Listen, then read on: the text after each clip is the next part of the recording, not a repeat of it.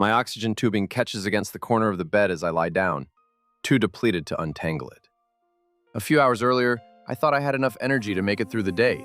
Now breathing takes more effort. My body feels emptied out, and one question is louder than everything else. What if this is the day I don't recover? It's a body rebels where the truth gets told about medical mysteries and growing old.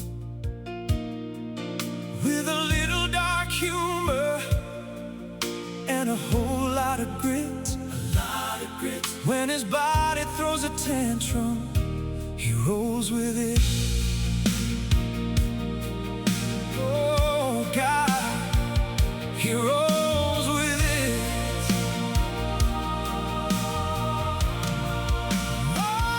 Welcome to A Body Rebels. I'm Tate. This podcast shares my personal experiences and is not medical advice. Please speak with your own provider before making medical decisions. The voice you're hearing is AI because illness makes speaking difficult. But the writing, memories, opinions, and experiences are mine. In this episode of A Body Rebels, a chronic illness podcast, I'm confronting the fear that an ordinary bad day might become the day my life changes permanently. I usually know what I'm supposed to tell myself when my body shuts down. I've been here before. I've survived bad days before. I need to stop fighting, put on my oxygen, and give my body time to recover. Tomorrow may be better. Most of the time, that's what happens. I lie down. I let go of whatever I thought I needed to accomplish. Eventually, enough strength returns for me to get moving again. But underneath that practical thinking, another question waits. How many more days do I have when I can still make it through an entire day?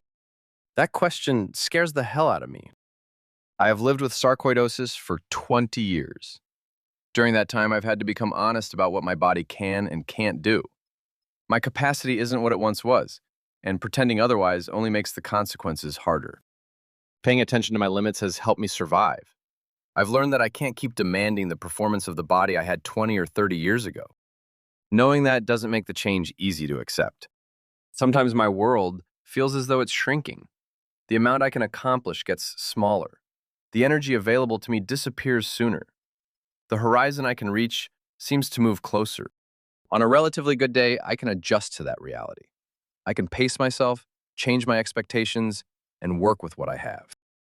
On a bad day, the shrinking becomes impossible to ignore. I can begin the morning believing I'm capable of handling everything in front of me. Then, without much warning, I'm finished. My energy is gone. Breathing is harder. My emotions sink alongside my physical strength. Before I know it, I'm in bed with oxygen, feeling physically depleted and emotionally flattened. I'm no longer thinking about what I wanted to finish that afternoon. I'm wondering whether I've crossed another invisible line. The thought that follows is painfully simple. I hope I make it out of this. Pushing through has been part of the way I've lived with illness for a long time. I keep going. I do what needs to be done. I try not to surrender more of my life than I absolutely have to. That determination has served me well, but it can also turn against me. Sometimes I fight the need to rest as though rest itself were the illness winning. I bargain with myself. I decide I can finish one more thing. I tell myself that lying down is weakness, even when lying down may be the only reason I recover. The hardest part is that I usually do recover. Usually. That one word carries an enormous amount of weight because it leaves room for the possibility I'm afraid to name. A day may come when I lie down to recover and don't return to the level of independence I had before. I don't necessarily mean that I'll die that day. I mean, my capacity may change permanently. I may not regain what I lost. The life I recognize as mine may become different in ways I can't reverse. That possibility scares me more than I normally admit. There was a time when I kept much of that fear to myself. My wife already lived with the uncertainty of my illness. She already knew there might come a time when I couldn't do what I do now. I knew she carried fears of her own, and I convinced myself that hiding mine was a way of protecting her. I believed my determination helped her. When I kept moving forward and responded as positively as I could, I thought I was giving her something steady to hold on to. That belief made honesty complicated. I softened what I said. I turned pain into a joke. I said I was tired when I was actually frightened. I said I needed a little rest when I was privately wondering whether my body was changing permanently. Sometimes I said I would be fine because I could see the fear on her face, and I couldn't bear to add more to it. Eventually, I realized that wasn't protection. By deciding what she could and couldn't handle, I wasn't fully trusting her. I was treating my fear as something she needed to be shielded from, instead of trusting her to choose how she would meet it. The truth is, I think she handles my fears better than I do.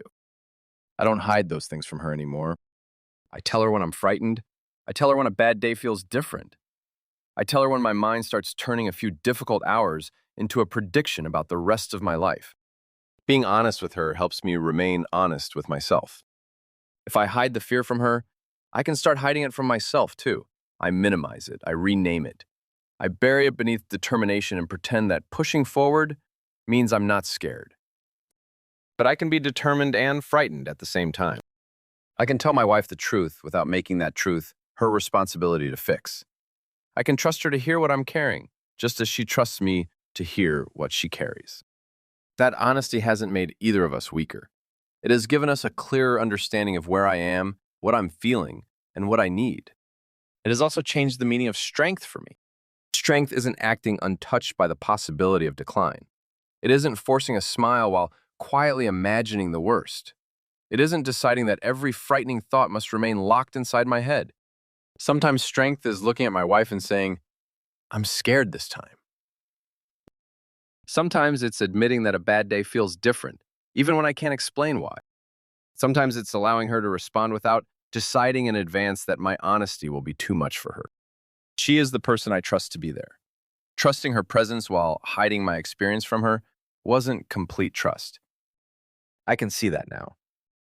Saying the truth out loud once felt dangerously close to admitting defeat. One day my capacity may come to a grinding halt. Even saying that is difficult.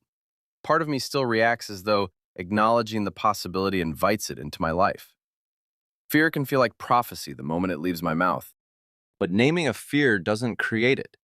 Acknowledging uncertainty doesn't mean I've surrendered to it. Speaking honestly doesn't mean I've stopped fighting. Now, I understand that trusting my wife with the truth is also part of trusting myself. During the conversation that led me to this episode, I said something simple. Be strong and think of today. Live for today. That's all I can do. When I heard myself say it, I felt something release in my chest and solar plexus. My body reacted before my mind had time to examine the words. It wasn't a promise that everything would be fine. It wasn't a guarantee that I would always recover. It wasn't a demand to remain positive every second of every day. It was simply a reality I could live with. Today is what I have. Today is what I can work with. Today is where my life is actually happening. Tomorrow may bring more strength. Tomorrow may bring less. Tomorrow may surprise me in either direction. Spending today trying to pay the emotional cost of every possible tomorrow doesn't protect me. It only takes away the life I still have now. Worry can feel like paying a debt I may never owe. I can spend hours imagining that I'll soon become completely incapacitated. But I don't know that. My condition may change gradually. It may change suddenly. My current level of independence may last for decades. I may remain capable of doing many things until shortly before the end of my life. I may live into my 90s. I don't know exactly how my story will unfold. Chronic illness makes that uncertainty harder for me to ignore, but it doesn't give me a crystal ball. My brain can take one terrible day and present it as evidence of my entire future. It can turn exhaustion into a prediction. It can take a few hours in bed with oxygen and whisper that I'm witnessing the beginning of the end. Sometimes my brain is trying to protect me. Sometimes it's trying to prepare me. Sometimes, quite honestly, my brain is just messing with me. That's when I need a reset. For me, meditation helps. I often practice japa meditation, repeating a mantra and allowing my mind to settle around it. The fear doesn't always disappear. My body may still feel terrible. My circumstances may not change at all. Meditation interrupts the story my mind has built around the moment. It creates a little space between what is actually happening and what I'm predicting. Right now, I may be exhausted. Right now, I may need oxygen. Right now, I may need to stop. None of that automatically means I'll never get up again. I also know that my experience has limits. I don't live with clinical depression, and when I enter a dark emotional place, I can usually find my way back out. That doesn't make me stronger than I would be if my mind worked differently. It means I know my own circumstances and the tools that have helped me so far. Positive thinking, willpower, and meditation aren't universal solutions. If I ever reach a place where my usual tools no longer help, I will need something more. I imagine the bad day as a mountain. So far, I've usually been able to climb it with the tools I already have. I know where to place my feet. I understand the importance of pacing myself. I trust that if I move carefully, I can eventually reach the top and walk down the other side. But I may need ropes one day. I may need a pickaxe. I may need a guide who understands the terrain. I may even become stranded somewhere I can't climb out of alone. If that happens, there will be no shame in being rescued. No shame. If I reach a point where I don't believe I can make it over the mountain, I need to call someone I trust. I need to tell the truth about where I am and allow that person to help me find the next safe step. My goal isn't to prove I can survive everything alone. My goal is to survive. Bad days are part of my life. I don't like that reality, but I understand it. When I'm trapped inside one, I try to remember that I've been there before. I've stepped outside again. I've crossed the hill. I've made it over the mountain and walked down the other side. There may come a time when I need more help doing that. There may come a time when the path changes. I don't have to live that day before it arrives. Today, I can listen to my body. Today, I can rest without calling it failure. Today, I can admit I'm scared without calling it surrender. Today, I can be honest with my wife and trust her to decide what she can handle. I know what it's like to lie in bed with oxygen and wonder whether this is the bad day that won't end. I know what it's like to question how many full days I have left in me and to feel frightened by my shrinking capabilities. I can't promise myself that every day will get better, but I can refuse to turn one bad day into a verdict on the rest of my life. Living for today isn't denial. It isn't pretending. It isn't toxic positivity. It's my decision not to suffer every possible future before I get there. Maybe tomorrow I'll wake up feeling stronger. Maybe I'll still need to rest. Maybe I'll need help. Whatever tomorrow brings, I'll meet it when it arrives. For now, I'm here. I'm breathing. I'm listening to my body. And I'm still moving forward, even when moving forward means lying still long enough to recover. I'm Tate. Thanks for sharing this time with me.